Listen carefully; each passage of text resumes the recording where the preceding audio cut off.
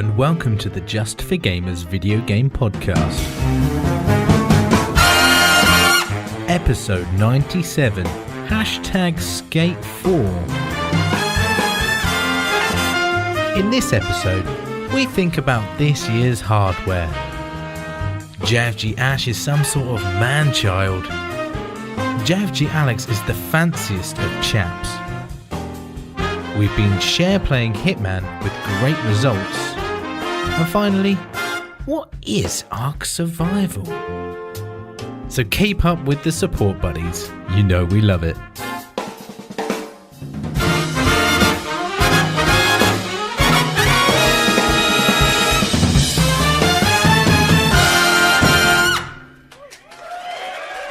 Hello and welcome to the JfG Podcast.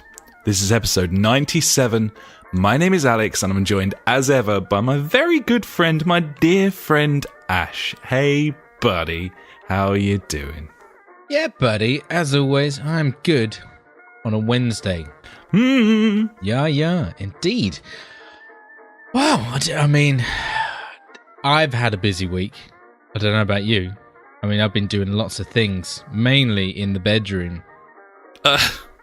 Well, what a way to begin. Yeah, well, this is what I do. I suppose tell us about that. I suppose so. I've been decorating the bedroom, buddy. I had to, obviously... With your jism. With my jism, I've been, I've been laying some carpet in the bedroom. Yeah. Right, yeah. It's getting worse. Yeah. Okay. No, I've just been decorating. I had to get everything out of there. I'd dismantled the bed and threw it out the window. I was like, fuck you, bed. Get out of this house. Get out of town. Yeah, get out of town. I also I took a saw to it today, cut it all into little bits. It's ready for the tip tomorrow. Going to go there on my lunch break, you know. That's what I want to do during my lunch break. Go to the tip. That's a stupid idea. It is a stupid idea. That's why I do these things. Well, fair play. Yeah, so I've repainted all the walls the same colour. I've painted the ceiling the same colour. I've the walls? No, the same colour as it was before. You know? Right. You know. I glossed the skirting, which is the same as it was before. You know, all of these things. Yep.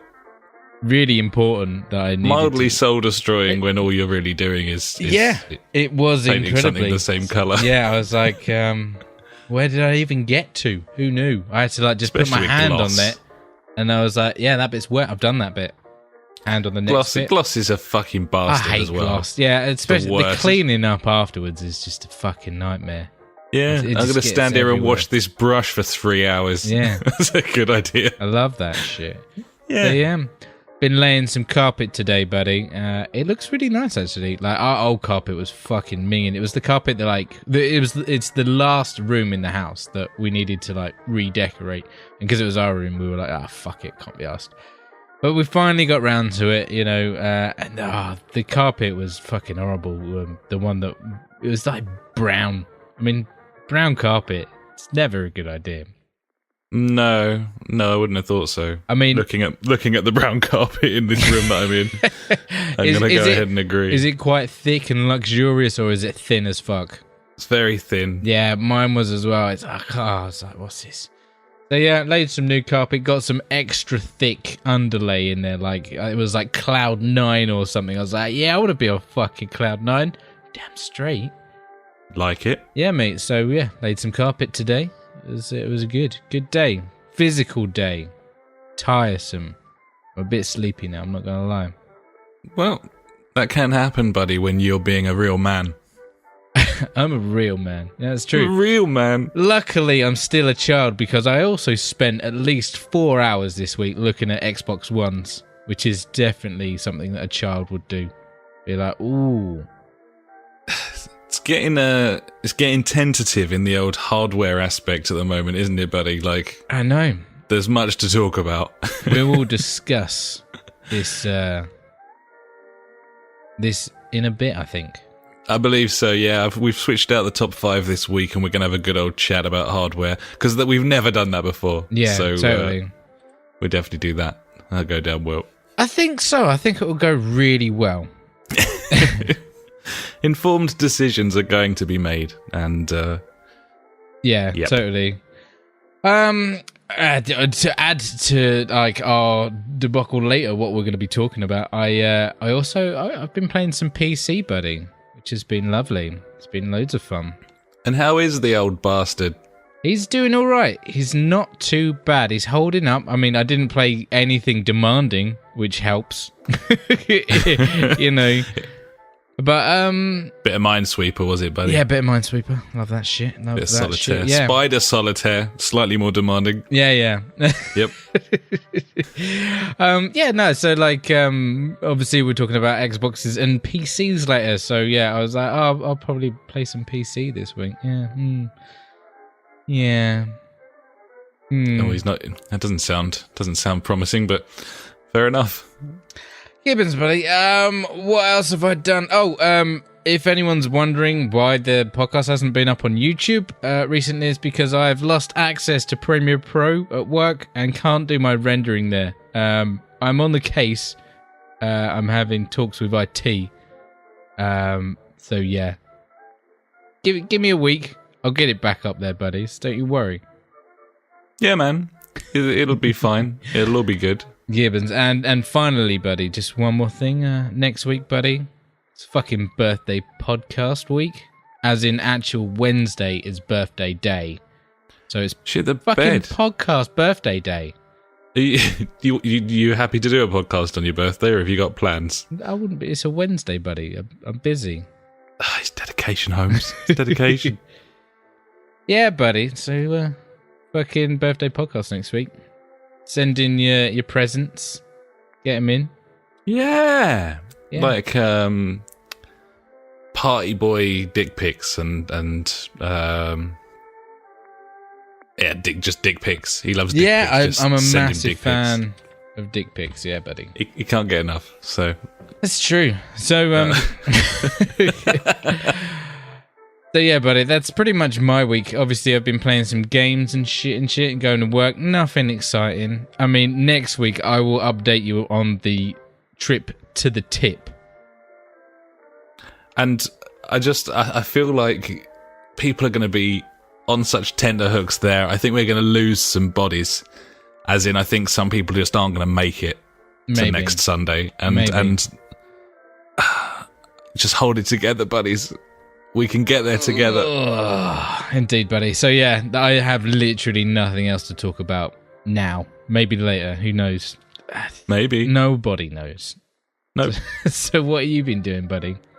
Yeah, fuck all. Nice. I like it. Straight to the point. I mean, I tried to make something up, but it didn't go well. But you're just like straight up that, mate. Nothing. I'm not gonna sugarcoat it. I've done fuck all. I went back to my shitty hometown at the weekend to see my folks. I hadn't been back there since Christmas. And yeah, I gotta say, took in the glorious sights like the shitty shopping centre, the motorway, ugly pikeys in tracksuits, a woman the size of a houseboat buying up a sort of shopping trolley full of Chicago Town pizzas. Nice. I like Chicago Town pizzas when I'm really skint, which is you probably want 50 of them. I need 50 minimum. just fucking literally like movie style emptying a freezer cabinet into your trolley, just like fuck it. These are microwavable. Excellent news. I love food. Did like a full food shop at my old town supermarket, and because I knew where everything was, but obviously it was shit. Yeah. But yeah, no, it was nice to see my folks. Yeah, that's literally it. Like I went back on Saturday, on Sunday, out and about with the missus. We bought some new crockery. I won't go into because fuck me, why would anyone? I also got some new curtains as well. Yeah. Because we had the rental curtains, I'll call them, as in some fucking curtains that the landlord was like, yeah, these are your curtains. I'm like, landlord, these are not my curtains. These are not my curtains. Are you sure? These are not my curtains. So how about these? How about these new curtains and fuck you? So, yeah, that's how exciting my life is at the moment, buddy. Crockery curtains, food shopping, and lots of travel for work, which is a massive pain in the arse. So there you go. Nice, buddy. I love it. That's about it. Cooked some nice food, though. Got some venison steaks, buddy, the other day. Yeah? Highly recommend venison steaks. For some reason, really cheap, despite being gorgeous. That will happen. It's like £4 for 2 large steaks. Like it definitely would have been a tenner if it was beef. It was as nice as like a proper like beef sirloin steak, and it was easier to cook as well. So yeah, that was brilliant. Also on a Sunday we went to Marks and Spencer, buddy, and we bought ourselves a guinea fowl to eat, which has to be like the poshest food. Surely guinea fowl has to be, does it not? Guinea fowl wrapped in duck breast. I mean, it's pretty fancy, Dan. Pretty fancy, Dan. So obviously got me monocle out and my Monopoly top hat, like you do, standard. Yeah. Coattails. Yeah. Top hat. Coattails. Yep. Cane. Yeah. Shiny shoes. Yeah. Parrot. Metal iron. Parrot. Miniature race car. Monocle. Little Scotty dog. Yeah. I think that's it. That is fucking. I've never seen a fancier chap. If we missed any, then please write in and let us know. So yeah, guinea fowl. Guinea fowl's nice. There you go. Do that, buddy. I'll do that. I think I have had that. I can't remember. I've eaten so many random fucking things. It's crazy. Just a load of birds. Yeah, wrapped in a dead pig. You can't go wrong with birds in pigs. No, it's true. It's very true. It's a known fact. So yeah, that's me, buddy. That's literally me. There you go. I think we've waffled on enough now to actually get onto this week's topic, buddy. Due diligence has been done, and it's time to move into what we have been playing. So do you, as a tradition, want to kick things off, buddy? Gibbons, buddy, and as tradition, I've been playing Hitman. Ash's Game of the Year 2016, Hitman, possibly 2017 as well. Who knows? It has been released this year, or it will be released now. New season. You can have a new season as your Game of the Year. Season 2. Yeah, I could have season 2. Maybe that's going to be. I don't know. Is it going to be as good, if not better? Who knows? I mean, I don't see why it wouldn't be better. As far as I can tell, the episodes kind of were going from strength to strength. There was no sort of degradation there. Like Marrakesh is a bit shit. But the last one, people are like mad for the last one. A lot of people think it's the second best behind Sapienza. Sapienza, mate. News about Sapienza, buddy. There's a new mission now on Sapienza. Oh, I've heard this, buddy. What's this all about? Landslide. Fucking new Fleetwood mission, Mac. mate. Yeah, Fleetwood Mac at Sapienza. Got to take him out. It. Yeah. Fucking imagine that. What, you got to take out Fleetwood Mac? Like imagine a Hitman level where Fleetwood Mac are playing. Yeah. And on you like have a stage, you have to assassinate them. You could like adjust, like fucking sort out the pyrotechnics, and it's like boom. Yeah. I think they'll band go ragdoll. That'd be brilliant. Seriously, there's so many like they dabbled with celebrities like the Home Alone guys and stuff. That's true. There's so many like famous people who could sign up to get the Hitman treatment. It'd be brilliant publicity. Oh yeah, for who them. had it? One of them had it back in the summer. I can't remember his name. Yeah, Gary. I can't remember who it was. I don't know. It was Gary, mate. That's who it was. Gary Busey. There you go. Was it? Maybe. I don't know. It might be. I don't know. I can't remember. Anyway, yeah, I've been playing more Hitman, buddy, and once again, the elusive target was about. This time on Paris. Luckily, I'm a level 20 master on Paris, you know. Fucking hell. I'm that good. 7th level mage. 7th level mage. Massive wizard sleeve, buddy. That's me. And fucking, I only gone and got the old fucking silent assassin. Didn't I? Didn't get spotted once. No one saw me. Didn't get recorded on no cameras. Took him out silent. Oh, it was beautiful. Oh, that does sound poetic, buddy. It was when I did it, I was just, this is the best. I used the coins to my advantage. It is my go-to technique. Just start flicking coins about, distracting them, pulling them into the toilets. They're dead. No questions. I'm out. They seem fine about another, a balding gentleman, or not balding, a bald gentleman just following them into the toilet. They're like, yeah, don't worry about that. I got to go pick up this coin. Do you think he could grow a full head of hair? Okay, so is he shaving it? Is he shaving it, or is he bald? It's got to be shaving it because it's been like that since he was a kid kind of thing, or maybe he got was it alopecia or something? That'd be harsh. It's got eyebrows though. But I think that's true.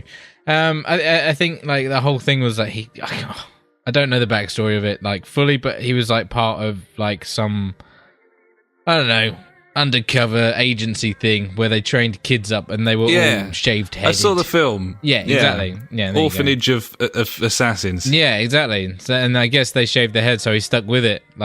What kind of hairstyle do you reckon he would go for if he was allowed to grow hair? Afro. I was thinking an afro as well, or some sort of Mohican, or maybe dreads. That'd be good. Dreads. Yep, really long ones. Allow me to completely derail you. I'm sorry. I was just thinking about Hitman's hair there. I can't remember what I was saying. Yeah, anyway, Hitman, continue. mate. Yeah, Hitman, Silent Assassin. I'm the best. Motherfucking GOTY, buddy. I'm the GOAT. Greatest of all time. Hitman. I'm there. Yeah, we should probably talk about your escapades into Hitman this week, buddy. Yeah, we might as well do that now. Yeah. So last week we were talking about perhaps kind of teaming up on SharePlay and introducing each other to our recent favourite games. So for Ash, that's obviously Hitman. For me, that's obviously Deus Ex. And so we gave that a bit of a go. And having someone who absolutely adores Hitman take you through your early experiences with the game. I'll ease you in, buddy. It was a treat, man. Thumbed me in beautifully, you did. And I totally got your passion for it, and I really enjoyed it, and I'm fucking on board. I am well on board. I was playing it again briefly last night, and I'm away, mate. Fucking this Saturday, I got nothing to do. It's Hitman Day. It's Hitman Day. I gotta say though, I fucking loved it. So when we started off, we did the first 20 minutes of me telling you, pretty much this is how I would do it, and then you were just fuck this, I'm gonna do it. You just started shooting people, and I was like, that's cool. It's not what I would do, but I when I feel like it, I will do that. And obviously, you just felt like I want to shoot people. Gibbons. And the beautiful thing was you still managed to complete the level kind of without dying. And fucking the amount of people that you killed, you just went through the whole thing. It was brilliant, and it was messy. And but that's it took a lot of turns. Yeah, he fucking did. There were so many body bags about. It was hilarious. But that's the beautiful thing about this game. You can do it how you want to do it. You were right, I'm a hitman. I kill people. That is what I do. Yeah, I'm a heartless bastard. Yeah, and exactly. I seem to. I don't know if I don't know when it happened. I'm not sure if it's always been like it, but I've said this before on games that allow you to kind of mix stealth and craziness, like Dishonored, like Deus Ex. Yeah. I'm all about stealth, and jump out and cause fucking chaos. And stealth. Just a complete mixture. I'll jump up on a balcony in full view of 3 dudes, gun them down, jump back down a drain pipe and disappear. And then you're off again. Yeah, exactly. Back into stealth mode. You're and I love that this game lets me do that. Yeah, totally. Dishonored was not so good at that. Deus Ex lets you do all sorts. I'm looking forward to that. We'll have to do that on Monday, I think, if we get a chance. Yep, next on the list. Gibbons. Totally. But the just random chaos mixed with disappearing into a fucking broom cupboard and then taking some dude out, getting a different disguise. It's so much fun. It's like a playground. It's just like a playground. Totally. It's like, but with the way that you can bring your menu up and you've got your different types of assassination, the different challenges and everything. It's a sandbox game, but it has that structure to it. If you want it. There's like little guides on how to do cool shit. Best of both worlds. It's not forcing you worlds. to do anything. Yeah. Do you want to do this interesting, cool thing? Okay, you can follow this opportunity and go over here. Do you want to just dick about like a retard? You can do that as well. And it's just such a great balance. It's a fucking wonderful game. I'm glad that, we've won you over. I feel like I'm part of Hitman, so I'm glad that we've won you. I don't think it was that it's not that I didn't think I was going to like it. It's just there have been quite a few games in the last couple of years that I've just never really properly got into. Just haven't put the time in, maybe, but playing it with like a spirit animal, that's what I'm calling you here. that made all the difference for me, and I'm fucking balls deep now, buddy. I'm good to go. Nice, buddy. I love it. I feel like we should never talk about Hitman ever again now. Whatever, mate. If I play like 10 hours of it on Saturday, then I'll be talking about it next week. And you'll be talking about Deus Ex. Yeah. The listeners are just like, oh, for fuck's sake, they've switched roles, but same shit, fucking same shit, different voice. Yeah, exactly. Oh, I'm looking forward to that. It'd be funny. Yeah, it'd be good. Play these games, fuckers. Yeah. But keep going about it until you do. Yeah. And then after that as well. So, but then you'll enjoy it, maybe. Who knows? Maybe we're wrong, buddy. Who knows? No. So, apart from Hitman, the other game that I've been playing is Portal Mail Stories, which is the community-made Portal game? Like the Portal add-on kind of thing.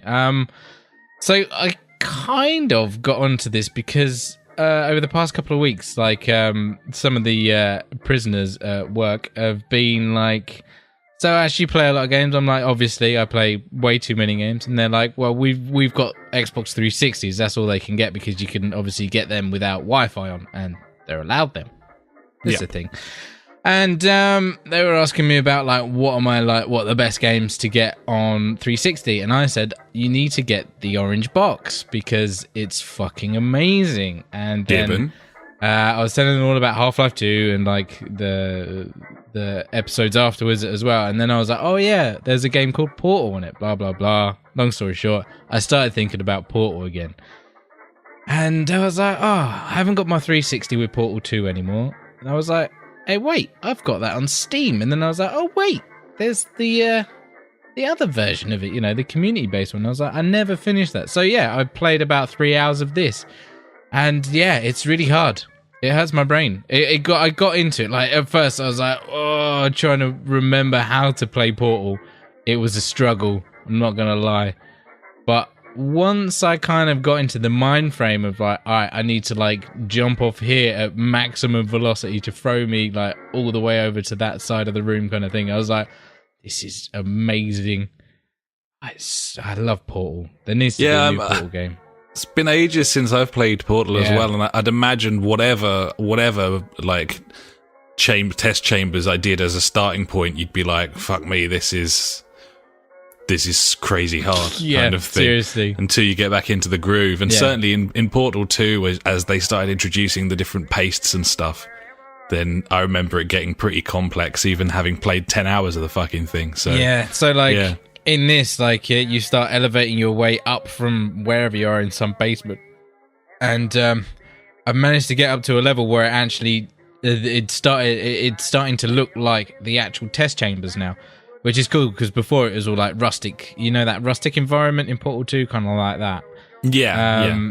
So I'm in these test chambers now, and they've started introducing like the tractor beams and stuff like that. And I'm like, oh god, this is painful on the brain, and trying to, oh man. It's a tough game. It's very cool though. Like, seriously, I'm loving it. Like the voice acting in that, like this is really well done and everything. Like it's like a full-on game. I think I've played it for like about 5 or 6 hours altogether now, and I'm still going. It's crazy. Like they put so much effort into this. So, like, such dedication from the community. Seriously. If you like Portal and you've got a PC, I'd highly recommend getting Portal Mail Stories. It's very, very, very cool. Nice, man. Well, good. So apart from the classic Pairs Battlefield game night on Fridays that we always do, I haven't really played anything else this week, buddy. Well, I've played a couple of things. One of them is the For Honor beta, so let's get that out of the way. Oh shit, yeah, I forgot about that. Yeah, I did that as well. What do you reckon? No. It's a MOBA, isn't it? Yeah, the 4-on-4 is definitely a MOBA. The fact that, you have points A, B, and C. A and C are uncontested. You can go and capture them. Obviously, they are contested if the opponents are there. But point B is like little minions fighting against each other, and you have to destroy some of the minions to gain that area. And Yep. So it's got lanes, it's got creeps. Yep. It's what I will say. What surprised me a little bit, and I have to give it credit for this. I think that combat system's quite nice. I think it's quite an elegant way of doing things, and it doesn't feel that QTE-ish to me. The way that it works is you have up, left, and right, basically, and you can strike it up, left, and right. You can block up, left, and right, and you need to block the corresponding direction to the strike that's coming in. And at speed, that is a challenge and also quite satisfying. And I actually thought it was pretty decent. So a lot of people have been giving it a bit of a clobbering for that. And comparing it to stuff like Rise, where that came out, that was kind of QTE driven with different coloured flashing lights on enemies depending on which button you were supposed to hit, like literally quick time events. Yeah. This is far more elegant than that. I can see it being quite addictive, and I think a lot of people will get addicted to this game. But the bottom line is, this is a MOBA team game, and there are 3 lanes or whatever, and there are capture points, and there are creeps, and it is a MOBA. And I don't like MOBAs, so I won't be buying For Honor. It's as simple as that. Yeah, buddy. I agree. I think I said when I played the alpha back in the day, I was like, I couldn't really get on with the combat system, but I felt like there was like another level that you need to kind of master to get the most out of this game. And I paid a bit more attention this time to the same tutorial that I went through, and I was like, okay, so you can like parry stuff, you can push them. I ended up killing a lot of people by just literally pushing them off the edge of like a bridge. Which was quite funny. I did enjoy that. That was good. It's a good system. I do like it. It's just a shame that it's been planted into that type of game. I think, if you look at stuff with the sort of bigger battles, stuff like, I suppose War of the Roses and Chivalry are the other sort of. You have to compare them. You have to compare it to that because they are sword-based combat games, not necessarily ones that always come to the consoles, but they exist nevertheless. And some of the sort of battles that you get on those games are far more interesting than this sort of. I just find it a bit sterile, these sort of small team point capture creeps. Like, I just find it dull, and maybe this is going to be hugely successful because it's a very popular type of game for people to play. Yeah. But it ruins it for me, just that fact, Yeah, I don't think there would be a lot, like any longevity to this game. It might be fun for like a week for me, but then I'll be like, do I really want to just keep playing multiplayer sword battles? No, yeah. Because it's like the maps aren't, like you say, they're not very, exciting. For me, they weren't anyway. I was like, okay, this is the level. It's quite little, small. aren't they? Reminded me of like the first Gears of War, that sort of size multiplayer. Yeah, that kind of thing, yeah. And I don't think there's enough there to keep me entertained for a long time. Let's just say that. Is it multiplayer only? It hasn't got a single player campaign? I don't know, to be honest, buddy. Because I could see that being quite fun. Yeah, how would that go?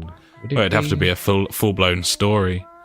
I don't really know. I think there is going to be a single player in there, but I feel like it would just be like from loads the of beta little battles, though. I Yeah, don't know. but- I don't know. It's like, I literally haven't seen any info.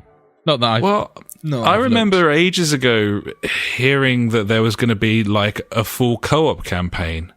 I mean, I haven't heard anything since, but that was what actually kind of got me excited. I think that was the reason I signed up for the beta in the first place, was because I heard there was going to be co-op. I'm just popping onto the website to see if it says anything in there.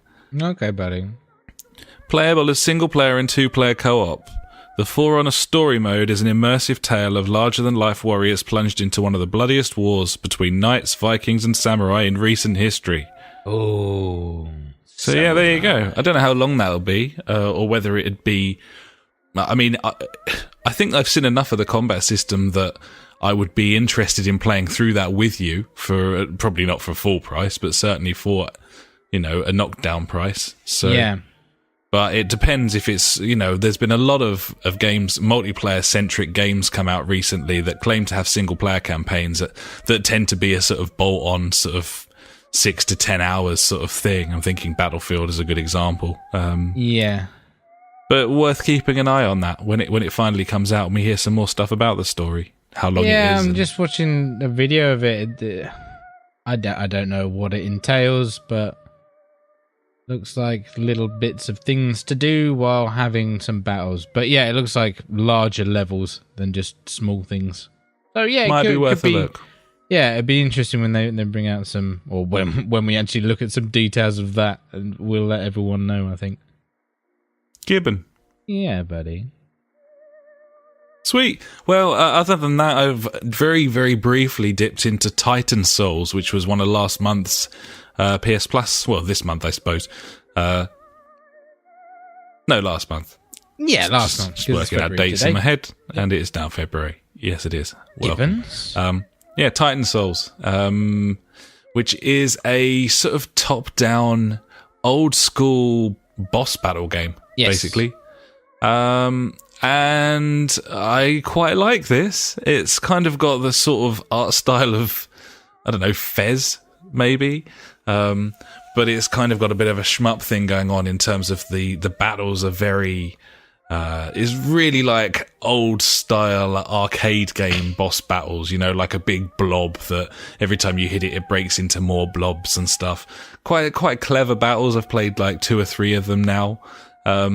And I was quite enjoying it, actually. So, I quite like this, and I think it's worth having a look if you added it to your library last month and haven't given it a try yet. It's quite an addictive little game. Nice, buddy. And that's it, mate. That's what I've been playing, buddy. So, unless you got anything else, we shall move on. No, I'm good, buddy. Let's do the next section. Yeah, all right then.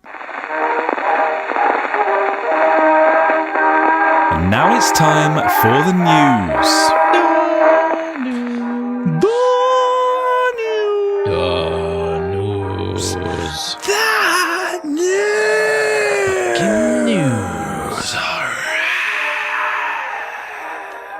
Number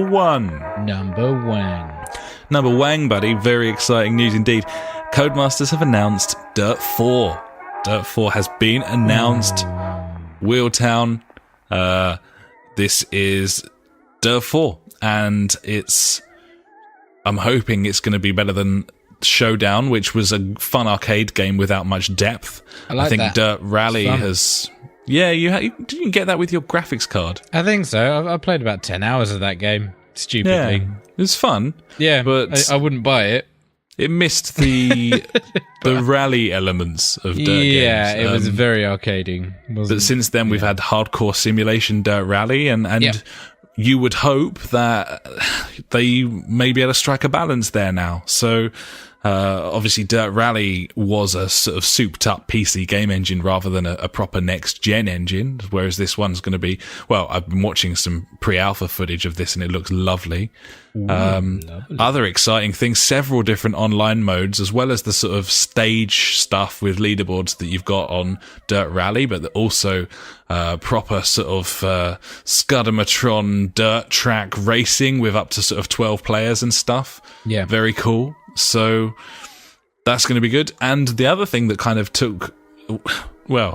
caught my eye, I suppose, track editor for the rally stages. They're talking about putting a proper rally editor in where you can pick your sort of locale and you can pick your terrain, and then almost like old school racing game track editors where you can go like forward, left, right, or whatever in different increments. Yeah. You're going to be able to build stages from scratch, upload them, and other people be able to play them, leaderboards and everything. I think that's really appealing for rally fans.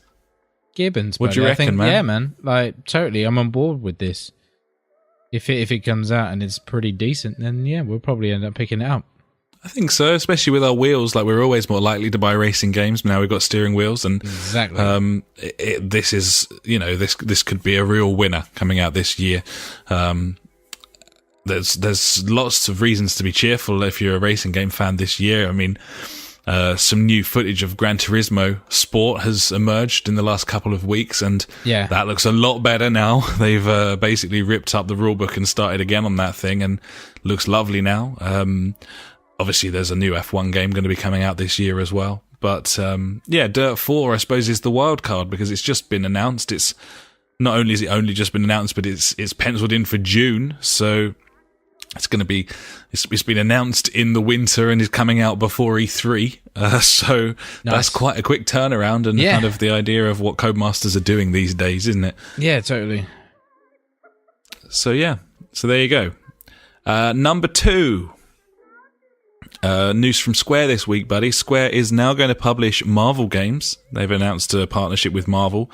The first game will be The Avengers. I think Eidos Montreal are also working on a Guardians of the Galaxy game. But yeah, this is going to be an Avengers game developed by Crystal Dynamics. This is the Tomb Raider guys. So that's interesting. I mean, those games are gorgeous, regardless of what you think about the story or the voice acting in them. So, perhaps this is the match made in heaven, buddy. A really strong story lore already in place to a team that are very, very talented at world building. It could be perfect.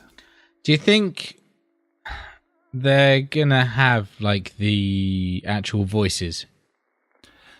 I don't know. I mean, that would be very expensive, but then, Marvel's lucrative now. Square are a huge publisher, and I don't know. It's always kind of hard to tell.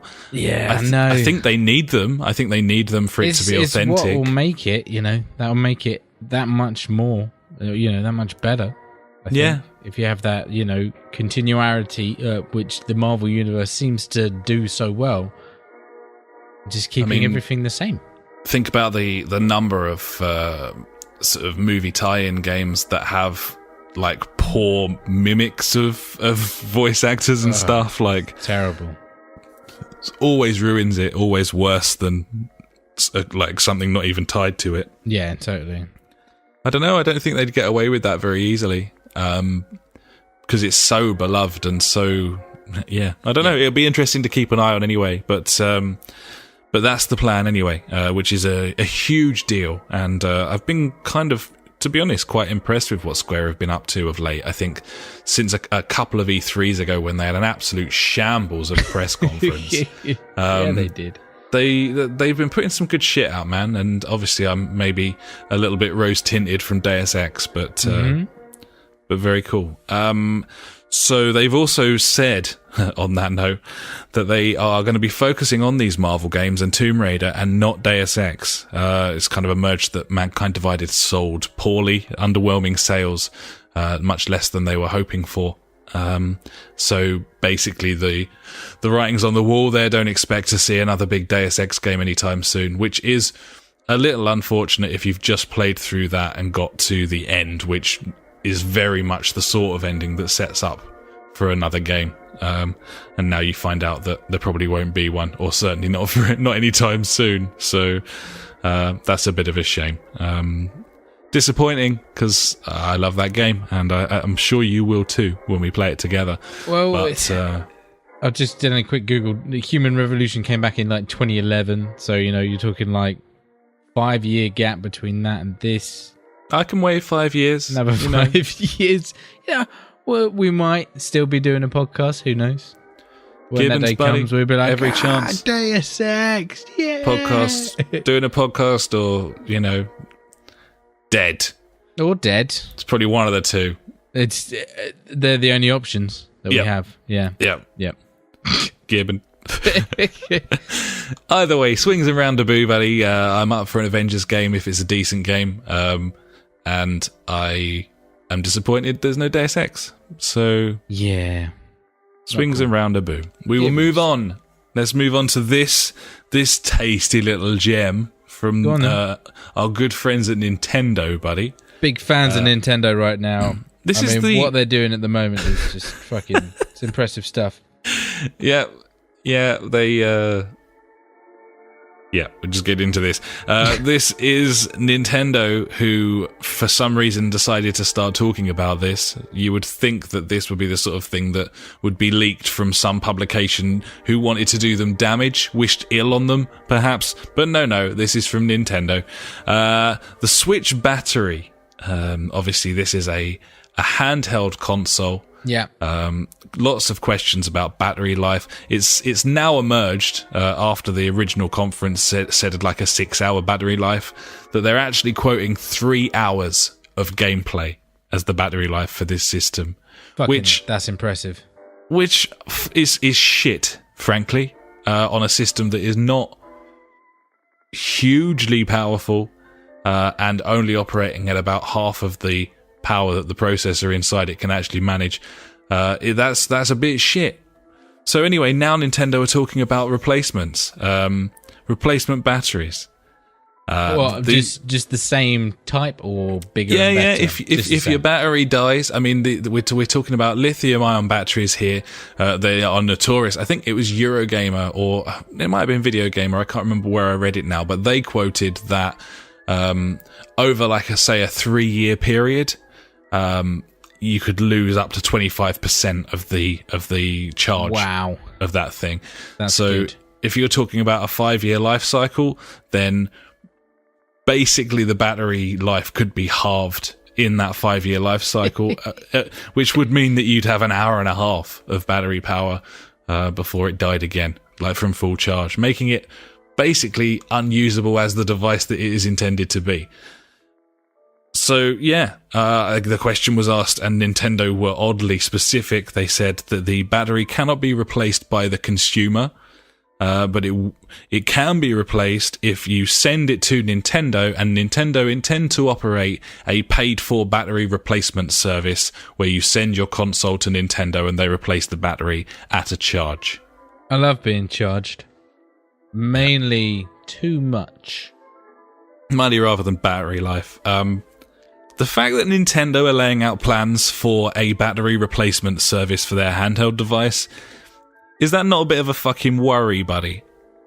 Little bit, yeah. Does that concern you as to the sort of longevity of the system? I mean, it doesn't concern me now because I'm not buying one. No, but you see where I'm coming from here. Why are they talking about a shitty battery life that might need replaced before the consoles even come out? I don't know, buddy. It's Nintendo. They're crazy. It is what it is. I don't know what they do anymore. Like, since a shortage of reasons. I don't know. Shortage of reasons to buy this now, and just seems like every week there's another fucking ridiculous thing. There was so much promise about this before we knew anything about it. but now we're finding out shit. It's just that's not good. That's also not good. I think what's so annoying is that the promise was there because of the picture that people like you and me build up in our heads, what this thing could be. Yeah. And the people who were hyping this... But the thing is, like, what we thought it would be wasn't too much to ask for. No, that's what I'm saying. That's totally what I was going to say. Like, what we hoped this would be, it wasn't unreasonable. And it wasn't hard to fulfill. Like, what we were asking for, we understand the limitations of a portable. We understand the limitations of cheap hardware, versus battery life. We understand all these things. And still what we thought it was going to be, and I don't know, man. I just think this is a piece of shit. Like, it doesn't seem to fulfill any of the promises. It doesn't seem to tick any of the boxes that it promised to tick in the first place. Yeah, no, I know. It's crazy. It is crazy to me. I always thought the battery life on something like this. I mean, you look at an iPad playing games and stuff. Yep. Lasts more than 3 hours. More than 3 hours, yeah. I just don't get it. I do not understand. No idea. But there we go. We'll move on. There has to be a big old price drop with that thing straight away. I mean, I am 99% now that this is another Wii U, that this is going to go exactly the same. That the third-party stuff will dry up. Oh, of course it will. That the price won't drop because Nintendo is Nintendo, and that it will fucking fail again. As Nintendo continue to probably pump out fucking mobile and tablet games amusingly on better consoles, better devices than the very fucking their own platform. Stupid. So there you go. Stupid is as stupid does, buddy. Gibbons. Next in the news, buddy, we got some news from EA. They've been running their collective mouths. Big fan of EA. Yeah, love it. You love it. The next FIFA will have The Journey 2, which is going to be... Where's it to, buddy? Where's The Journey 2? It's The Journey 2... Where to? I don't know. The Journey 2 new characters, buddy. The Journey 2... I don't know exactly what...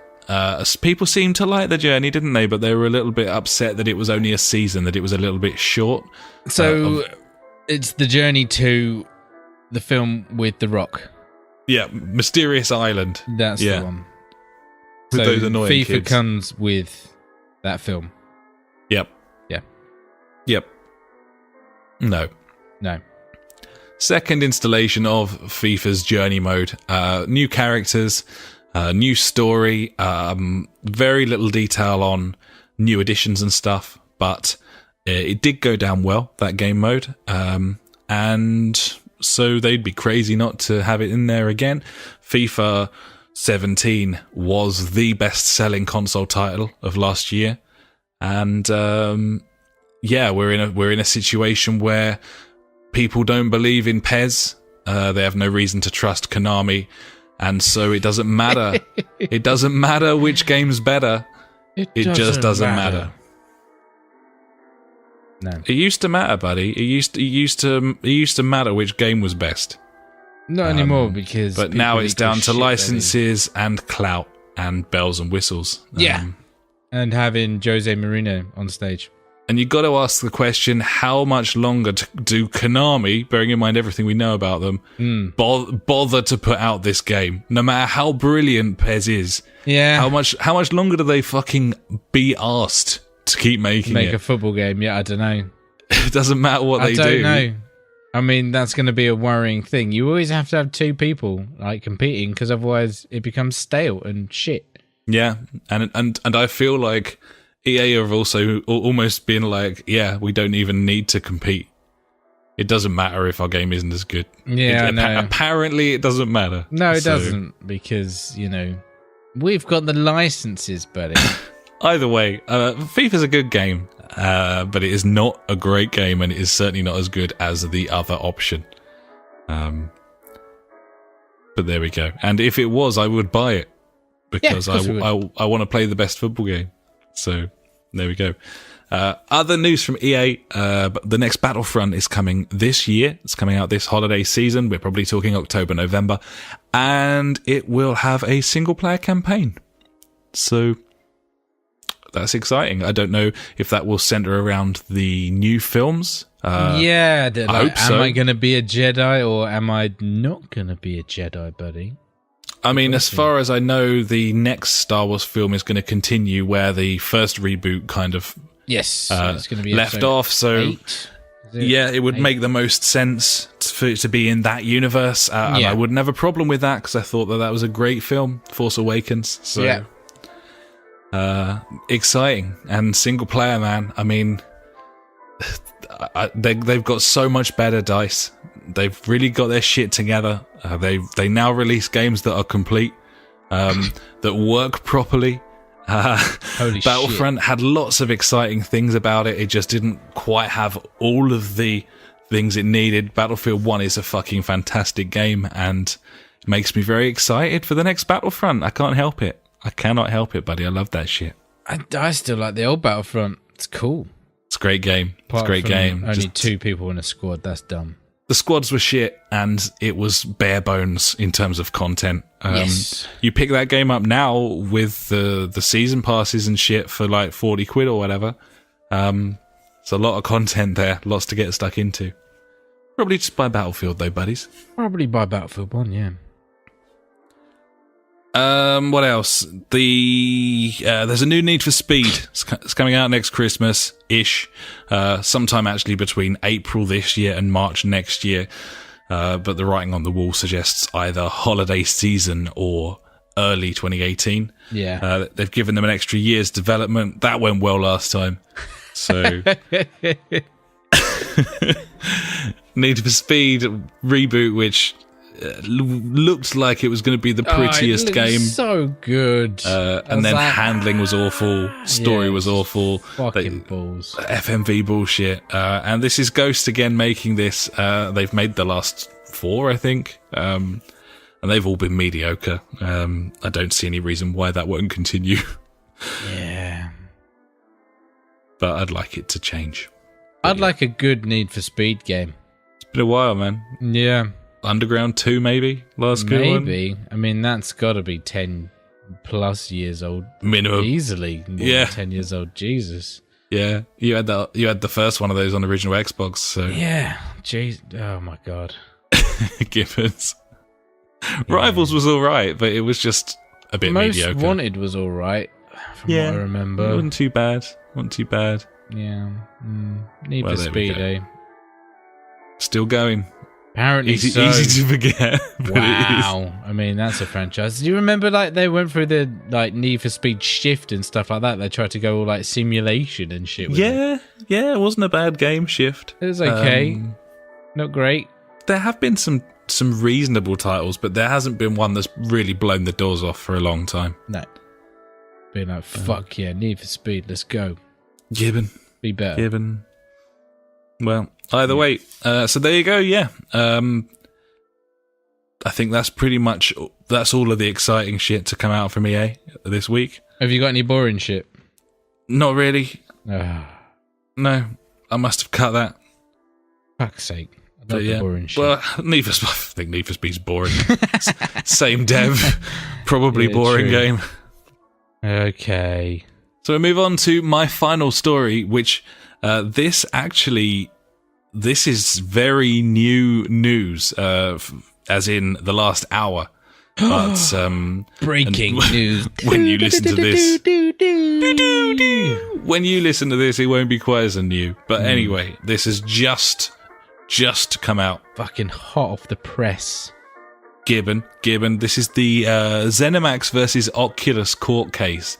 I don't think we've ever talked about this because it was kind of at the peripheries of gaming, and we tend to steer clear of this sort of thing because it's quite dull, and you can read about it on every gaming website. Yeah. So we've left this alone. It's been such a long, drawn-out affair. Basically, Palmer Luckey and some of his development team used to work for ZeniMax Media, and they were in the works. They were working on a virtual reality headset. Things went south between ZeniMax and Palmer Luckey, and he quit and he left, and shortly afterwards announced that the Oculus was a project that he was working on. And the court case is essentially ZeniMax versus Oculus. ZeniMax saying, fucking you stole our idea. And they were suing. So it's a big old lawsuit. Now, the verdict has just been announced, and the court rules in favour of Oculus. They rule that the Oculus ideas, they weren't stolen per se from ZeniMax. This isn't a case of nicking of blueprints, copyrighted code and stuff. I think he did. He snuck in there Hitman style with like a USB drive, hacked in, downloaded the shit, and then like sneaked out. Maybe killed a few guys on the way. It's like that terribly boring opening intro to Watch Dogs 2. Forget that because it was so boring. No. Well, either way, no. They say he didn't do that. They say he didn't steal the ideas. But, bizarrely, they did rule in favour of ZeniMax in that Palmer Luckey breached an NDA that he had signed. So he allegedly breached non-disclosure. So they've ruled that the Oculus hasn't stolen all of ZeniMax's ideas. Yeah. But Luckey did divulge information that he should not have divulged because he was contractually obliged Naughty boy. And I think the overall outlay of the penalty of that really does reflect on how close I'd imagine it was. So this is breach of NDA, but it's a whopping figure for breaching the NDA, and I think that tells you all you need to know, that they wanted to really clobber them here, but they couldn't quite get that over the line, that actual breach of copyright. Breach, So it's $500 million. So that's the fine. $500 million for Luckey breaching NDA. So half $1 billion to ZeniMax, and the two companies walk away. Obviously, this could go to appeal, and this could go on and on again for years. Might do. But yeah, there you go. ZeniMax will eventually be £500 million richer. And judging by the way the Oculus is going at the moment, I'd say fair enough. Judging by the way VR's looking, but who knows what the future may hold, buddy. That might be fucking paltry amount. Either way, that is the verdict as we receive it today. Couldn't happen to a nicer guy, buddy. Couldn't happen to a nicer guy. Palmer Luckey. Yeah. Racist, Trump-supporting cunt. So that's me, buddy. I think it's time to hand over to you for Ash's News favourite things of the week. If you like news but hate information, you have found the right place. Ash's News favourite thing of the week. Cheers, buddy. Got a few things this week. Production of the Wii U has come to an end in Japan, so expect those Wii U's to get more expensive. Gibbons, be $350 by the end of the week. Gibbons. The next chapter of the Elder Scrolls Online, buddy. Our favourite MMO. It'll take people back to Morrowind, which I think is nice. It would be nice if it wasn't 40 quid. Well, I've already bought it, so it's not. 30 quid for you, then. It's true. No, really? Oh. What? It's an expansion you have to pay. Yeah. I did not know. Oh, fuck those guys.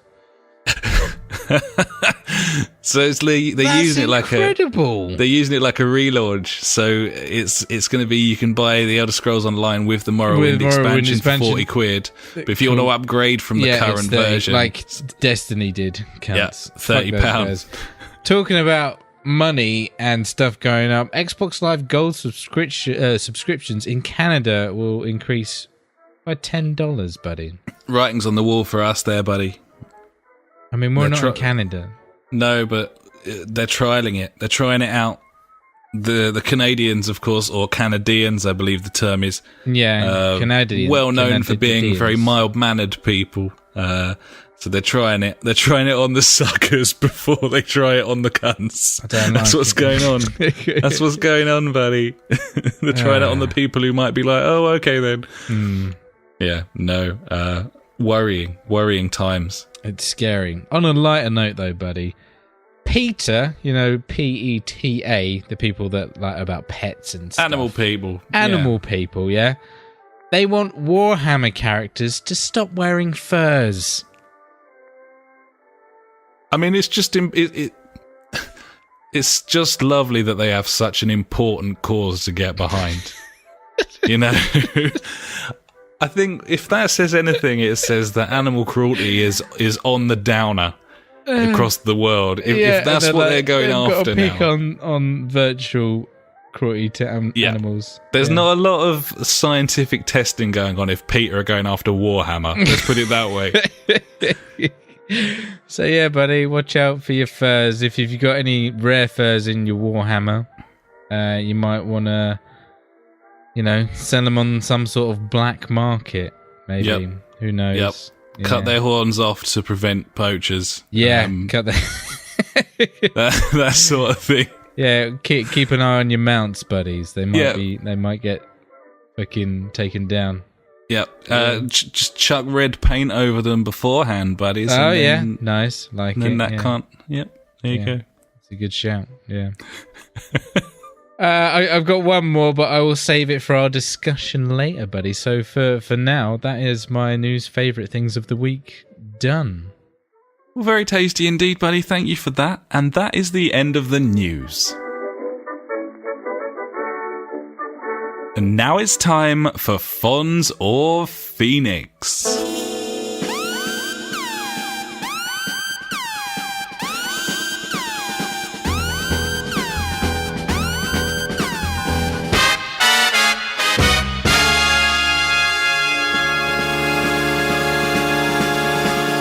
What have we got this week, buddy? In, out, up, down, left, right, north, south, east, west, roundabout, ding, dong, whatever.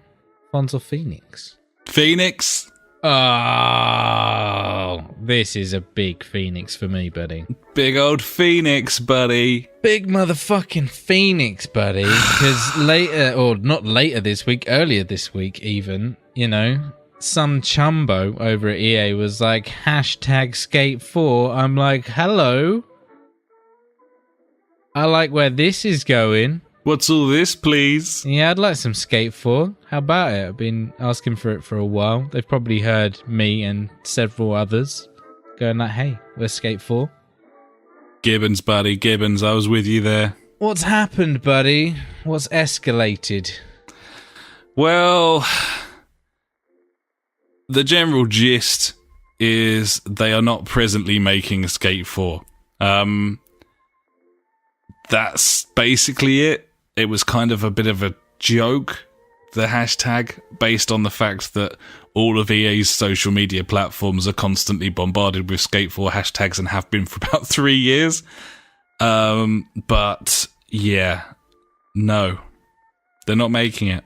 The way that they said it, it was kind of like we're not currently working on Skate 4, so it will not be out before the end of fiscal year 2018, which is a particularly EA kind of way of saying that. But no, they're not working on Skate 4, buddy. And that is a Phoenix. It's as simple as that.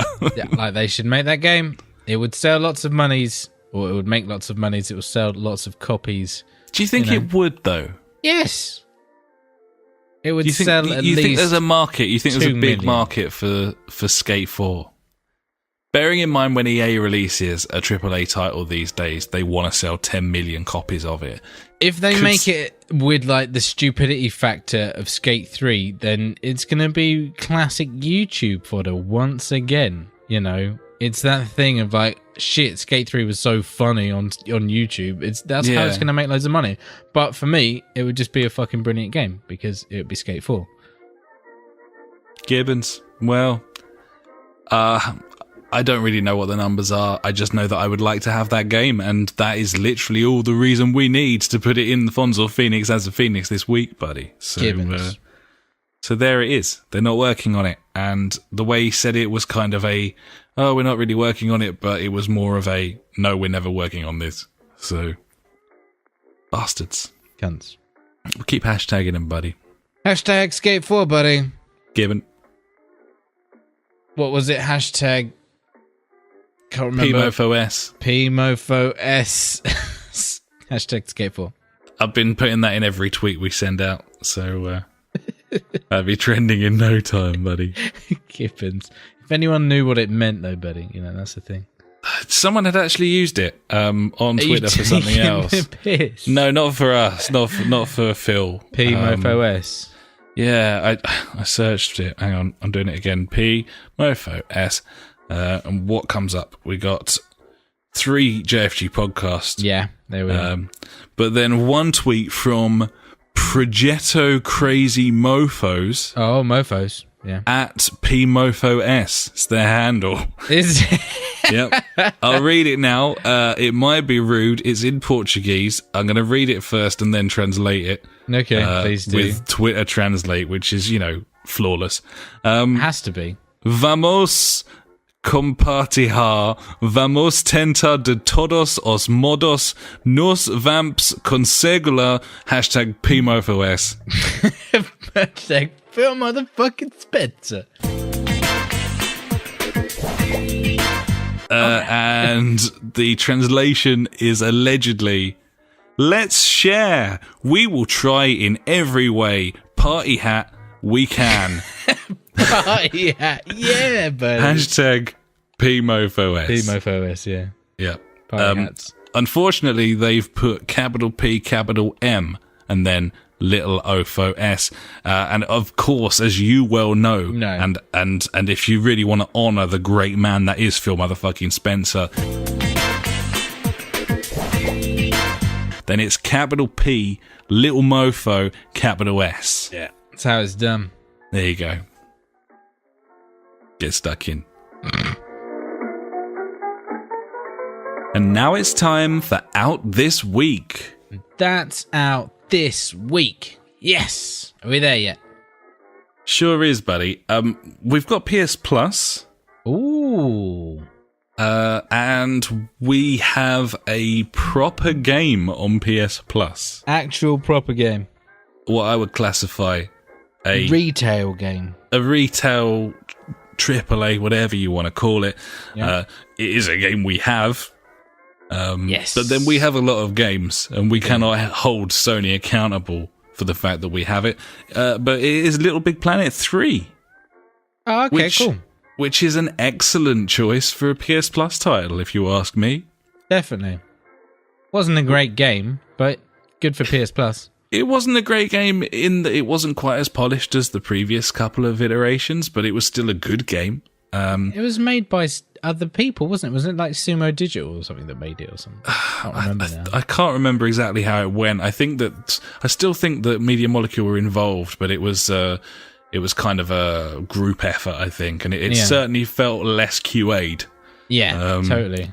But still charming. Still had a lot of the charm that Little Big Planet's always had. Some really interesting consumer content, if you want to call it that, as well. We got quite a lot of fun out of it. So it's possible that we might go back, but I don't really know. Either way, I think that's a good choice for PS Plus. Also on PS4, we have Not a Hero. It's a 2D game where you're a bunny rabbit, sort of 2D. In a suit. Didn't review especially well, but I'll certainly give it a go. PS3 users get Star Wars. We've got Ninja Senki DX and Torkel on the Vita, but all 3 of those, Star Wars, Ninja Senki DX and Torkel, are crossplay on PS4. I think this is Sony having a go at the backwards compatibility that Microsoft can provide. Obviously, lesser titles in terms of, the sort of AAA 360 games, but it's, it's no still not to be Monkey sniffed Island at. too, buddy. Yeah, well, it's 5 titles you can download for your PS4, and you can't say fairer than that. Well, perhaps not, but, there it is. Either way, I'll certainly give Not a Hero a go. I'll give Star Wars a go as well. And at some point, the time that isn't today, I will look up what those other games are as well. But not now. Yeah. So also out this week, buddy, we have Tuhu Geneo Wanderer. Genso Wanderer. Yeah. Yep. We have Atelier Sophie, the Alchemist of the Mysterious Book on PC. A game I think you need to buy and tell us what it is. Okay. Atelier Sophie, the Alchemist of the Mysterious Book. I love books. And Nier is out on PS4 this week. NIOH, Nier. This is Samurai Dark Souls game. It's getting good buzz. I played I think it was an alpha test of this ages ago and was quite impressed. And I think this could be a bit of a sleeper hit. It's coming out with no competition from anyone. There's a real drought on. Expect this to sell a bit better than you normally would, and expect to see quite a lot of hype about this.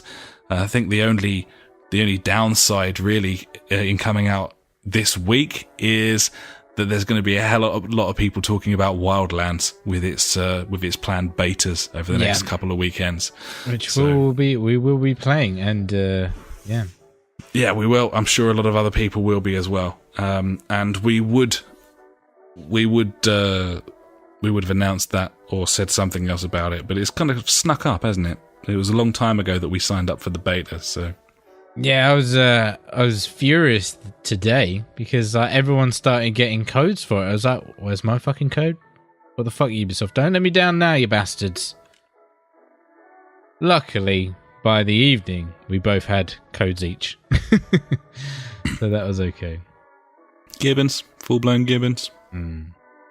So I'm just watching some Star Wars : Just the Tip. You like the look of that? I don't know. Do you reckon it's online multiplayer? I don't. Nah, I think it's local only, isn't it? It's got to be. I don't know. If I had online multiplayer, then yeah, I'd play that because it looks fucking retarded, and that is right up my street. Like, what is this? It's like a battle with narwhals, and you fly around and you hit people with the tip, buddy. Just the tip. There you go. Steam post from 2014 saying it doesn't have it, and no updates since then on the Steam page. So I suspect it's local, but yeah, we would definitely have given that a go, wouldn't we? Definitely, but yeah, I don't know. I might download it and play it. It looks fucking stupid. Gibbons. Gibbons. Yep. Well, there you go. That is out this week. That is out this week, buddy. And now it's time for the big Xbox PC debate. Ooh, what is this, buddy? This is the continuation of our various discussions on hardware over the last few weeks of podcasts, buddy. Ooh, hardware. You'll remember... When was it? Start of the year? Maybe even earlier than that. Probably back in December, maybe November time, we started talking about it. We were discussing what we were going to buy this year in terms of hardware. We're both getting a little antsy in our pantsy, because, you know, PS4 came out in 2013, heading into the fourth year, and the Switch coming out. Do you upgrade your PC? Do I buy a PC? There's the Scorpio on the horizon, the PS Pro as an option if I say you choose to live your life. There was lots to discuss, and there was a VR as well. I think at this stage we've cleared January. We've had time to think about stuff. I think we've discounted the Switch completely. I think it's safe to say that. I think we've completely discounted this round of VR headsets, this iteration of VR headsets. Yeah, definitely. I don't feel any kind of urge to get into VR right now. No. It's just not enough for me. The games aren't there, and I'm still firmly in the camp that thinks that is the future. I still think that. My excitement hasn't really decreased in that respect, but at the same time I can see that these devices just don't seem to be there, nor does the support. So until that's there, then I don't think it's a worthy investment, which cuts things down substantially. You got the PS4 Pro, I think only worth having if you have a 4K TV, and I don't think I can afford to get both of those things. No. And so you start thinking, okay, what are my options then? And it looks a little Xboxy. I mean, an option.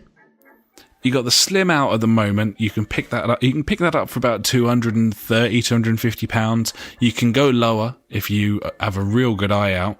Yeah. Hello, that's me. The old Xbox, which I expected to absolutely nosedive in price, hasn't. It hasn't nosedived in price. In fact, the difference between an old school VCR edition of the Xbox One and the new Slim with its 4K drive is like 30 quid, 40 quid. Like, absolutely not worth it. Nope. So the option is the Slim, wait for the Scorpio, build a PC. I think those are the three. They're the three ones for this year, definitely. They are. And so it got me thinking about when we jumped over from PlayStation. We jumped over in 2013. The main reason that we jumped when we did was that I had very little money at that period of time, and I suddenly came into some and was in a position where I could upgrade. I'm under no illusions as to the reason why we jumped there. We jumped for me. I very much appreciated it. Oh, I would have jumped anyway. I know you wanted to as well, but I kind of forced the issue because it was the only option I had was upgrading at that time. Now I'll be playing on 360 in 2015, 2016. So that's what I did. By that point, I had enough of the 360. Yeah, and going back to it shortly after we upgraded, I can tell you that I still think it wasn't a terrible idea. I don't think that if we'd stuck on the 360, we would have been altogether happier. There were a lot of games coming out on the 360 when the new consoles came out that ran like fucking dog shit, and we missed all of that because we jumped. And yes, the new consoles we had, the software library was paltry, it was toilet, but those games ran for the most part, Battlefield 4 not included. True. And the stuff that was coming out on the 360 at that point was featureless. Half of the modes were missing of some of those games. Yep, but true. It wasn't the greatest time all round. Despite the classics that came out in 2013, it wasn't the greatest time.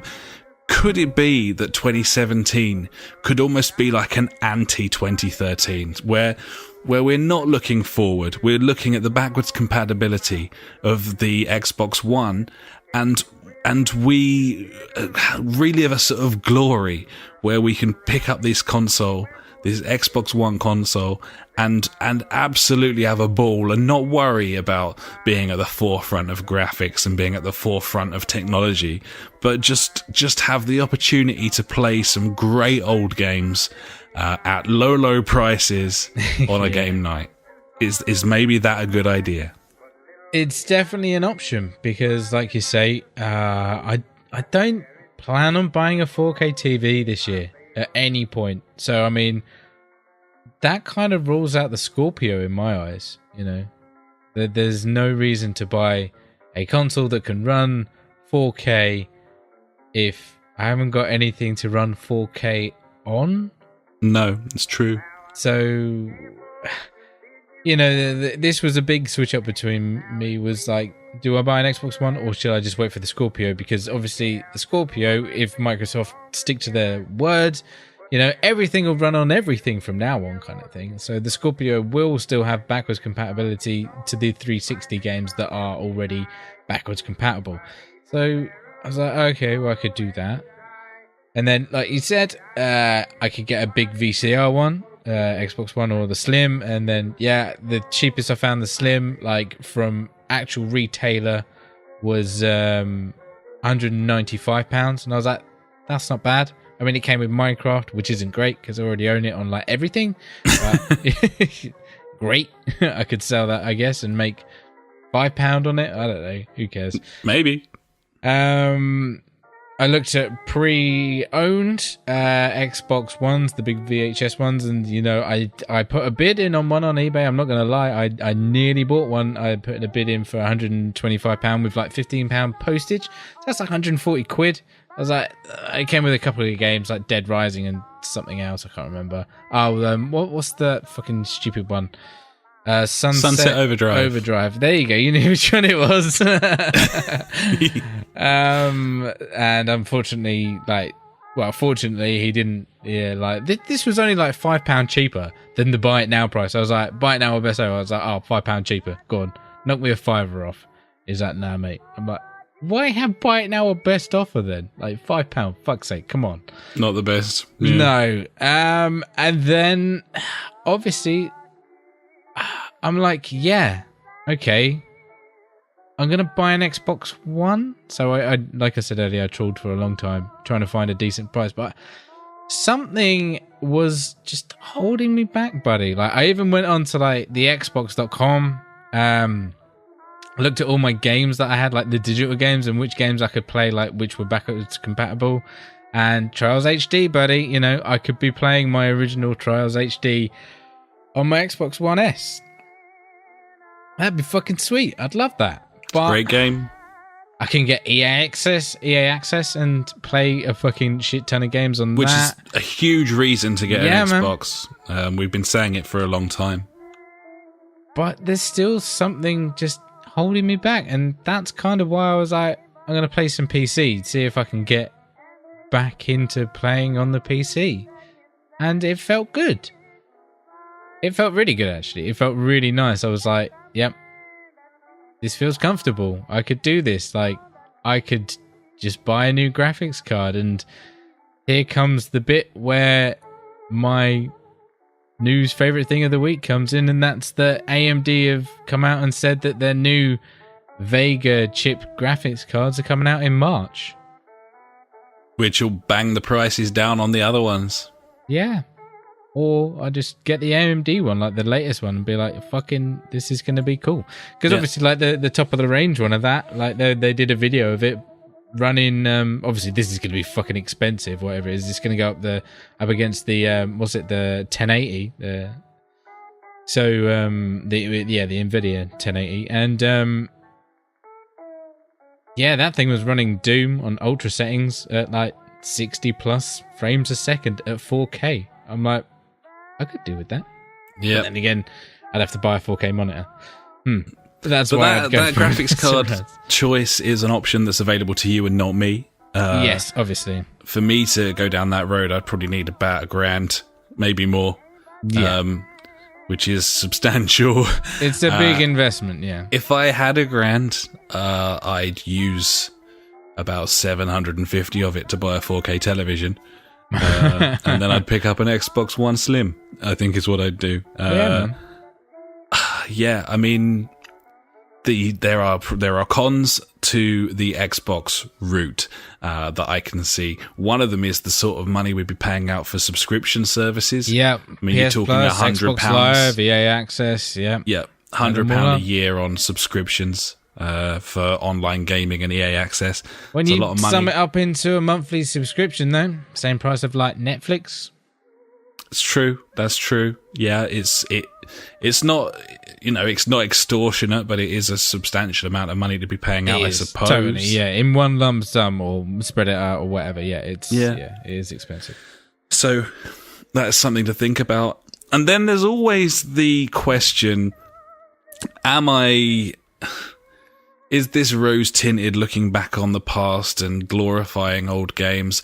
I've played 360 in the last 12 months. I've played quite a lot of it, in fact. I played Splinter Cell Blacklist, Project Gotham 4, bit of Rainbow Six Vegas. I even played a bit of Battlefield 1943. And, beautiful. And do we need that option? Would we play? If we could play Rainbow Six Vegas 2 on a game night, how many game nights would we play that? Yeah, exactly. Would it be one? Would it be two? Maybe. It would be three at a push. How long before we played Battlefield 1? We'll just go back to that, won't we? You know? Like, these are legitimate. You remember Gotham 4. You loved Gotham 4. It was an amazing online experience. But we've got fucking steering wheels and F1 now. Like, are we going to play Gotham 4? If we do, how long for? I'm skeptical. I am skeptical about that kind of aspect of things. There's lots of Xbox exclusives that I would like to play. Yep. By lots, I mean probably about 6. That's a lot. I suppose. I mean, And then is everyone going to get one? You know, I do most of my gaming now on a game night. I mean, PJ has no intention of picking one of these up. And true. That makes a difference. Obviously, he has a 360. He could get his copy of Vegas 2 and we could play with it. Yeah, totally. Because the servers are the same. But at the same time, again, how many times are we going to do that? So this is the thing. This is why I didn't buy one. I don't think there's anything. There's not a good solution right now. It's fucking shit. And I think what I'm going nearer to is getting a new graphics card because I can enjoy that like on my own, you know, and that's where it looks like most of my gaming is at the moment. Yeah, and for me, the way I feel at the moment is save up for a telly. Get that 4K in. Get the 4K telly. Yeah. And then see. And then see what happens from there. You got different options once you got that telly. Yeah.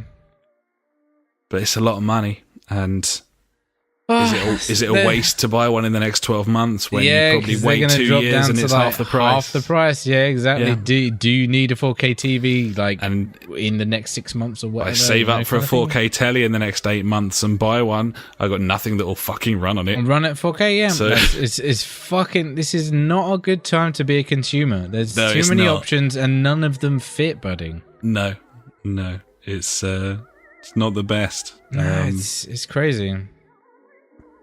So yeah, I don't know. It's a tricky one.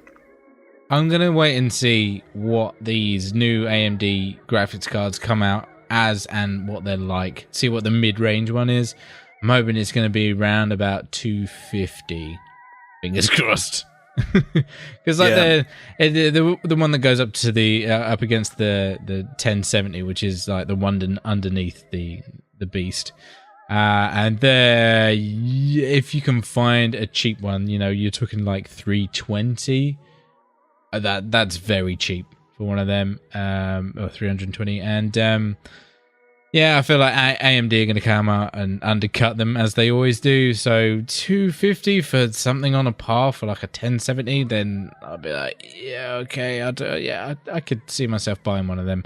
And then this is the thing: Sony brought out the PS Pro to stop me doing that, and it failed miserably. But if you had a 4K television right now, I wouldn't buy a PS Pro. You wouldn't? No, it hasn't got the stank to run 4K. I mean, it looks real pretty. I'm sure it does, but it's got some. It has got some beans, and it does some very clever stuff, and it is pretty. I'm going to level with you. If I had entered a competition and won a 4K television, then that would be the route I'd be going down. If I had a 4K TV right now, I'd be buying a Pro. 100%. Yeah. Got all those games. They're all getting upgraded. That's the route I would go down. And I would be safe in the knowledge that I was sorted for a while. The Scorpio had come out and blow it out the water, but, you know, it's a half step, so it wouldn't be quite so substantial. And then hopefully the next PlayStation's maybe 3 or 4 years away. That's what I'd be doing. And the more I think about it, the more I think the Pro is a legitimate option, because it is not that expensive. It isn't that expensive, really, in the grand scheme of things. And it's a viable method of reaching a sort of 4K at this moment in time, but just completely crippling without the telly. So yeah, I don't think we've really achieved anything in this debate. We have done nothing, yeah. I think we know what we don't want. We don't want... and I think we needed to have this talk about the Xbox, because it was starting to get to the point where it's like, okay, no, I think we might actually commit to this. Yeah. We might actually get Xbox Ones. But just like you, all the way through, I've been like, do I really want that? Do I really need that? Am I really going to use that? Yeah. The answer's probably no. Probably no, buddy, which is a shame. It is. Which brings us quite nicely round to a conversation that you had with Tom this week on the subject, buddy. Yeah, Gibbons, because Tom got an Xbox One for Christmas, which is a lovely treat, I must say. I mean, was that the Slim that he got? Or yeah, he got the Slim. I can't remember what game he got with it. Anyway, I asked him, obviously, how are you getting on with it? What do you think about it? And he comes back with, as for the Xbox, not played it much. Been back on the PC. PC, buddy. That's how it works. Glad I've got one. Would be nice to pick up the exclusive. Looking forward to Halo Wars. I said, hey buddy, you can play Halo Wars on PC. And he's like, yeah, I know. He's like, yeah, I like that because I would prefer to play something like Halo Wars on PC. But if my PC isn't up to the job, I can just play it on the Xbox. I'm like, hey, that's true. Unless Fair you've got, point. He goes on, there seems to be several early access games coming to Xbox that aren't on the PS. I tell you what I do like about the One S is the size of the console. It looks nicer than the PS in my own opinion. And it's nice to finally have an Xbox controller for the PC. So yeah, it's a combination of PC and Xbox. He likes having both. So that didn't help me one bit. with my decision of do I get an Xbox or do I upgrade my PC? So I like both. It's a very measured response as well about it. Like it's almost like he's saying, yes, having this console is quite pleasant. Like there's no excitement there whatsoever. No, he's totally. Just like, yeah, it's quite nice, And later on in the conversation, I was like, yeah, I'm thinking about, do I get an Xbox One or upgrade my graphics card? And he's like, oh, for fuck's sake, just upgrade your PC, you twat. I'm like, yeah. Yeah, I think he's probably hit the nail on the head there. So while we're on the subject, buddy, I'm going to kind of amalgamate this with some sort of nonsense. We're gonna sort of bleed in. Yeah, I love bleeding in stuff. Bleeding into funk section here, buddy. Okay, go on then. So this is the big Xbox PC debate fuckwit corner. Has he got some Xbox related question?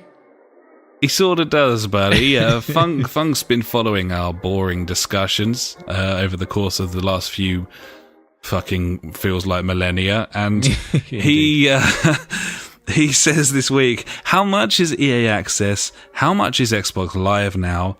Can I just use my old Xbox 360? Would it have enough space even if I could? So, EA Access is around about £20 to £25. I don't know other monies around the world. Conversion rates. About 20 quid for Funk. Yep. Xbox Live standard £30-35 roughly. You can pick it up for, sometimes cheaper if you've got a budding eye like me. Yep. What? Don't buy it from Canada. No, it's going to be more expensive there. Actually, I don't know about the conversion rates. I don't really know. Can he use his old 360? Yes, you can. You can get EA Access on 360. But you wouldn't really want to because the games will look really shit. And the libraries, there's only like a third of the library is 360 games, and you're missing out on all of the 10-hour trials and the Mass brand Effect new, trial, week early Mass Effect 10-hour trial. I'd buy it just for that. A beautiful thing with EA Access as well, you can buy just 1 month for like £1.50 if you want. There's no subscription model there where you just sneak it in. And just the tip. Would it have enough space? It doesn't have any fucking space. It's quick. You can quickly forget the facts, and I did until I loaded the 360 up. Those hard drives are tiny, and you couldn't download AAA titles. You could only. It was Xbox Live Arcade and Indies were the only games you could download. Ran out of space all the time. I think I had like the 250 gig one. In the end, I think I bought like 4 Xbox Ones over the amount of time. I ended up with like a 250 gig, and that wasn't too bad. I had about 3 or 4 games on it, but you still couldn't download like full AAA titles. So I mean, I went. That was kind of galling to me. I went on to when I was trying to get hold of a Forza game. I went on to Xbox Live on the 360 and looked at the store, and you couldn't download AAA games. Really? You couldn't no, there's no like 30 I'm sure gig games. I've got to download. I got Halo 3, I got Gears of War. Well, Sure. I think Halo 3 was a. I think some of the exclusives were made available. Yeah. Some of the first party stuff was made available. Yeah, Fable 3 was one. I think I bought Batman as well on there. I don't know. Yeah. So, yes, Funk, you could get EA access. You could also play, if we did get Xbox Ones and you had a 360, then we could play Gotham, we could play Vegas. You just need Xbox Live. So that is an option open to you. I wouldn't advise it, though, because that console is old and it's easy to forget that. And Yes. again, there's a rose-tinted thing here. That thing looks like arse now. You load it up, it looks shit. It's slow. The games look awful. And I know that's not all the be-all and end-all, but it does make a big difference. And It really, really does. I mean, like I used my old Nexus phone, the Nexus 4, the other day because I got like a cheeky SIM card, and I was like, oh, okay, I can get some credit on this. And I booted up, and I was like, fucking hell, because I'm like used to my new Pixel. Like I've only had it like a month, and I'm like, Jesus, I could not use this phone again. Yeah. It's so bad. It's amazing. I mean, the best thing to do, really, if you are struggling, is to load up a 360 and have a go. I mean, Yeah, if you've got it, why not try it out? I've been meaning to put my 360 under the telly in here. I haven't done it since I moved, but It's because you don't really want to. I think I do, though. I mean, I was really enjoying Forza, and the missus was really enjoying Forza as well. Yeah. It's a cool game. And Blacklist, I was like halfway through Blacklist. I must have played it for like 5-6 hours, which isn't bad going for, I suppose a retro game kind of thing. But yeah, this is all rose tinted. That's how I feel about it, and it has to be said that EA Access is the greatest service on any platform. Fantastic. At this moment in time. It's just such a shame that Sony decided to give it a miss and have their fucking stupid streaming service that's 14 quid to rent a game for 30 days. So, but yeah. Genius. So I think that's it. I think that's the end of our discussion. If someone was holding a gun to your head, buddy, and said, what are you going to buy this year in terms of hardware? What is your answer? New graphics card? New graphics card for Ash. Fair enough, about you? buddy. What'd you go For me, can't have TV. I can't have a TV. At this moment in time, then, probably still the Xbox One is the most likely thing for me to buy, but I think what that should tell you is that I'm unlikely to buy anything. I know. I think it's going to be one of those years. Like, I feel like I want to buy something else because, like we said, we've had the PS4 for quite some time now. Yep. I've got that itch for something new, which is always a bad one to scratch. It's expensive. Sure is. And yeah, I just don't know what to get, buddy. Which is very annoying for people listening to this, probably, because we have no conclusion. No, but perhaps the conclusion is to stop worrying about hardware and just spend a year enjoying our fucking games. Maybe that's the answer. Yeah, but I'm not looking... The games don't look great. I think this is going to be a fucking terrible year for games. Really?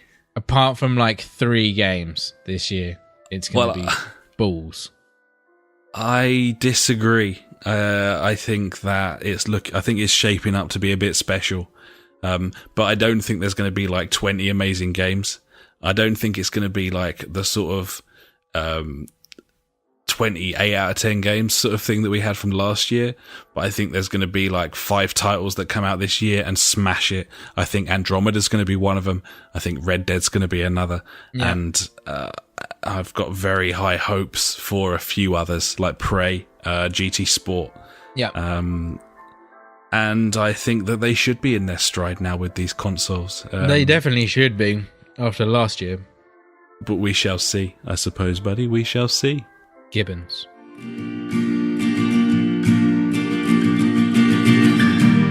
Every week we end the show with questions and comments sent in by you.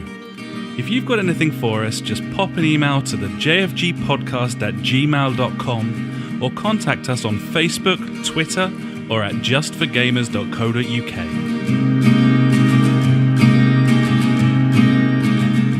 And now it's time for JfG Street Beat. You got a question we want to know. Street Beat. Facebook, Twitter, we're on them all. So hit us up and be on the show. Street Beat. The JfG Street Beat. Street Beat. We want to know. Get on the show. Let's fucking kick it straight in like a wild donkey, buddy. Straight into Community Watch this week. Community Watch. Community Watch. Funk's got a call to arms here. He wants some information. I hijacked his corner for our Xbox discussion, so he's been relegated into Street Beat, but, you know, there's no greater honour, I think, than appearing in Community Watch. Funk says, Ark Survival Buddies, I've got questions. Me too, buddy. I got questions.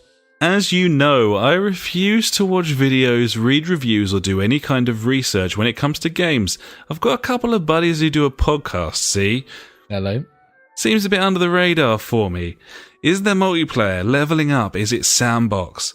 I think JJ plays it. I'd love to hear from him about it. I think Mel might be the one you want to speak to about Ark Survival. Gibbons. In that, I think he perhaps now believes he's actually permanently in Ark Survival and sometimes plays this game called Life. Yeah, I believe that, true. So, yeah, we'd love to hear. I can't say too much about Ark, other than it looks like a lot of fun, provided you got some buddies to play it with, and it looks pretty fucking shit on your own. That's kind of the impression that I've got. Yeah, kind of like what was it? Mel's game of the year last year was 7 Days to Die. 7 Days to Die, exactly. Yep. That game, loads of fun with your buddies, but not so great on the own. I could see Ark being that same kind of category, kind of like when we all got together with playing Minecraft and stuff like that. Yeah, they were great days. It was brilliant. There was like about 6 of us, and we were all just building shit, and then we'd meet up and then build more shit. It was cool. Yeah, when we had that sort of tree house that we made. Like, yep. That was really cool with the sort of path through the trees, and you had your wizard's tower and stuff. Wizard's tower, mage tower. Yeah. Well, this is kind of that. This is prehistoric Minecraft. Lots of interesting crafting methods. Quite cutthroat. That's kind of what's going on. And it all comes. I mean, I know Funk was a huge fan of Far Cry Primal, so I can see why he might have taken a bit of a shine to this. Yeah. I think that it feels quite inevitable that we pick this up at some point. You know, if it hit like a tenner, we would buy it. I think we would. I've already stated, like, as soon as that goes into any kind of sale, I'm definitely getting it. I want to. But we'd love to hear from. Does JJ play Ark? I don't know if he does or not. I think so. Well, anyone in the community. I know Mel puts lots of time in. But this is a call to arms from Funk. He needs your help, buddies. Tell Funk whether he should buy Ark or not, and tell him why. And we'll read that out next week if you do that. Gibbons, buddy. Just to let you know, at the moment, Ark on Steam, £7.58. On Steam? Yeah, mate. Just saying. PCs. Yeah. I don't have one of those. So it doesn't really matter. Is that on Mac, buddy? Is that out on Mac? Maybe. Don't know. Would it run? I can run Civ 5 in 4K. There you go. That'll do. What more do you need? That's worth saying again, by the way. I can run Civ 5 in 4K on Ultra on this MacBook Pro. How do I find out if it is on? Yeah, it's out on Mac. Let's buy it. Let's do it. Yeah, OS X 10.9 or higher. You need 4 gig of RAM, buddy. I've got double that, mate. You need 1 gig of VRAM. Yeah, I've got 1.5. Mate, you can run it. There you go. You're good. Okay, cool. Well, that's settled then. I could play that at work. You could do, buddy. They'd like that. I think so. Either way, yes. Get in touch. Tell Funk all about Ark, because we're not qualified to do so until we take the plunge, which we will but One we day. haven't yet. Gibbons. So finishing things off this week, buddy, in Community Watch Inside Street Beat, a cheeky upload from friend of the podcast Bob this week. The screenshot where he unlocked the achievement on Uncharted 4 for speedrunning the fucking thing. That's completing the whole game Crazy, in under man. 6 hours. Fucking crazy, man. I presume that involved a lot of saving and reloading. I'd expect you to need to be pretty diligent in that respect and to keep saving when you do perfect runs and then loading up if you fucking fall off a cliff or something like that. I don't know. Well, I'd love to know more there, Bob. I'd love to know exactly how you did that, what your sort of methodology was behind it. Because some of those achievements on Uncharted 4 and to be honest, all Naughty Dog games are pretty brutal. And Gibbons. so yeah, like there's all sorts of different speedrun options in the Nathan Drake collection. I did a few of those, and it took quite a few tries. I can't help but think that'd be hugely stressful doing the speedrun for the whole game. Like, Indeed. especially when you're getting to the harder bits. Or, I mean, you'd have lost like 20 minutes alone sliding down that fucking rock. So, Yeah, fuck that. Imagine if that's what it like came down to. Just be like, oh, for fuck's sake. you're like losing your mind. Just like, Yeah, like, come on, I need to do this. It's just fucking dragging me off to the side for 10 minutes. Like, oh, thanks, game.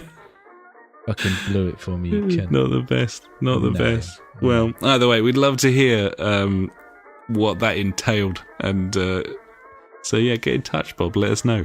Gibbons, buddy. I've just had Tom hit me up through Steam. Obviously, that's another place where you can find us. If you want to add me on Steam, I'm champ space McBeard standard. And I'm Mr. Alex Head. There you go. There we are. Just We're all on Steam. lowercase. Mr. MR, I think. Who knows? I think so. Well, you should. I'm on your friends list. I don't have friends. Okay. Anyway, Tom says some chap has played Ark for 3,758 hours, but he doesn't recommend it. Odd. The guy who played it doesn't recommend it. Yeah. He's played it for nearly 4,000 hours, but he's like, it's not that great. It's okay. Sorry, I'm just Googling something I have to. Oh, please. It's 166 days. There you go. What's that now? It's all right. That's half a year of your life gone, my friend. I'm not surprised Without that he doesn't sleep. recommend it. Yep. Yeah, Without sleep. 166 straight days of one game. Yeah. I don't wouldn't think I could recommend it, ever no. do that. That's fucking insane. That's, I mean, all we can definitively say is if that fucker was on apocalyptic discs, we know what game he'd choose. Yeah, true. So there we go. Nice, buddy. That's a good community watch. I like it. Yeah, beautiful thing, buddy. Beautiful thing. Gibbons. So I think that'll about do us, buddy, for episode 97. We are closing in on the ton. We're closing in on us meeting up for a podcast live in my living room. I'm very excited about that. Gibbons. So I need to book a train ticket, actually. Look now. yeah, you could drive down, you know. Oh, can I? Yeah, I mean, I've got a visitor's permit, so you could park right outside. Oh, I might just do that then. Might be cheaper. I don't know. I'll bring the PC. Yeah, we'll play Warcraft 3 and listen to Semisonic And Franz Ferdinand. and Franz Ferdinand on repeat. repeat. Just 2 songs. Yep, that could be the podcast. Yeah, these I like days. it. Yep, Sounds like good. it. Cool. Yeah, Well, I'll probably drive down, actually. Then. either or, I'm a minute walk from a station, or there's a parking space outside my house. So, Sweet. I love it. fill your boots. I'll do that. Nice. What we playing now, buddy? Games. Fair. Thanks so much for listening, buddies. You can find us at www.justforgamers.co.uk, Facebook /the JfG Podcast. Our Twitter is @the JfG Podcast. We are on YouTube. Search the JfG Podcast on there. We are on twitch.tv /the JfG Podcast, beam.pro /the JfG Podcast. We are on SoundCloud Just for Gamers. PS4 communities. Come and join our community buddies. You can find us on your PS4, and then you can get stuck in on the community app. Send us your dick pics. We love the dick pics. Send us your achievements. Send us whatever you like. Pictures of your terrapin. Whatever you fancy, frankly. Like me a good terrapin. We're also on Steam. You can find us on Steam. Yeah, we're on Steam as well now. You need to add that to the list. Yep, there it is. You can add us on your PS4s. Yep. Chap McBeard, Mr. Alex Head, whatever. Yep. You find us on there. And we are also on Google Plus, if that is how you choose to live your life. Thanks so much for listening, buddies. We will catch you next time. Until then, I have been Alex. He has been Ash. I need a piss. Goodbye. Okay, goodbye.